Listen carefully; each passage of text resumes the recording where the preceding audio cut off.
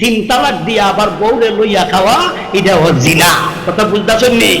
এই জিনাখোরদেরকে হাসরের মাঠে আল্লাহ কিভাবে শাস্তি দিবেন আমরা আলোচনা হবে। আরো একটা জিনা আছে, এখানে জিনা মনে করে না, বিবিরে তালাক দিছে, তার বউরে তালাক দিলাইছে। তালাক দেওয়ার পরে কিছুদিন পরে আবার মিল্লা জিল্লা আবার ঘর সংসার করতেছে, এরপরে আবার ছেলে মেয়ে হইতেছে। এই জাতের অহরহর ব্যবস্থা আমাদের সমাজও চলিতেছে। তালাক জ্বালাইছে রাগ করিয়া, তিন তালাক জ্বালাইছে। তিন তালাক তো খালি দিছে না, তালাক তো মূলতই দিত তিনটা, এ দেওয়ার সময় 14টা 15টা 16টা করে দিছে। খালি বেরিয়ে ছাড়ছে না, তার 14 গোষ্ঠীরে কয়েকবার তালাক দিছে।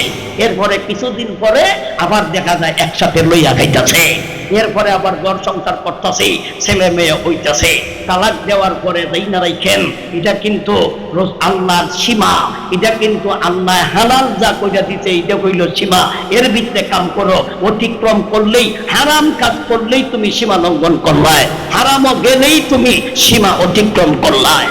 কাজেই এদেরকে কিভাবে নেওয়া হবে, এদের আলোচনাও বাকি রয়েছে। যারা জিনাখোর, এদেরকে কিভাবে নেওয়া হবে আমরা অন্যান্য সময় আলোচনা করব ইনশাআল্লাহ। বিয়া করার পরে তালাক দেওয়ায় আল্লাহ পবিত্র কোরআনে বলেছেন, ফাইন তাল্লাকাহা ফালা তাহিল্লু লাহু মিন বাদু হাত্তা তানকিহা যাওজান গায়রাহা। আল্লাহ বলেন, তুমি যদি তালাক দেওয়াও তাইলে ওই মহিলা তোমার জন্য আর হালাল থাকে না। ওই মহিলা ইদ্যতের পরে আরেকজন ছেলের কাছে বিয়ে বসা, আরেকজন পুরুষের কাছে বিয়ে বসা ওই নারীর জন্য হালাল হয়ে যায়। সুতরাং তুমি তালাক দিলেই আর তোমার বউ তাহে না। যতই তুমি তালি তুলি দেও, যতই তুমি চেষ্টা ফিকির করার কাম হইত না। আরেক জায়গায় বিয়া দিতইব, আরেক বেড়ায় বিয়া করতইব, এই বেড়ায় ছাড়তইব, এরপরে নতুন করে তুমি বিয়া করতইব। অত সহজ না, এটা কঠিন ব্যাপার। কাজেই আবার এত দূর যায় না, আরেক বেড়ায় আমার বউ ব্যবহার করতো, আবার বেড়ায় তালাক দিত, এরপরে আমি আমার ঘর আনতাম, অত লম্বা কাম করতাম না, কেলায় জানে আবার লইয়া খায়। এইভাবে যদি কেউ আবার বউকে তালাক দেওয়ার পরে বউ লইয়া খায়, তাইলে যাই না রাখেন, হিডেনতে তো করতো লুকাইয়া গুণা, আর ইডায় করতেছে দেখাইয়া গুণা। হিডেনতে তো করতে ফ্যামিলিতে কইরা কষ্ট মষ্ট কইরা জিনা, আর ইডায় করতেছে সার্টিফিকেট লইয়া জিনা।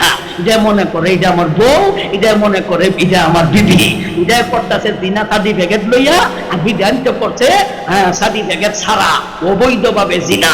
এই দুইটা জিনা কিন্তু একরকম নয়। এটা কিন্তু বুহনে হালাল হারাম মনে কইরা করে, আর ইডা জিনা করতেছে হালাল মনে কইরা। ইডার ইমান গেছে গা, ইডার ইমান আছে, কারণ ইডা তো হালাল মনে কইরা করছে না।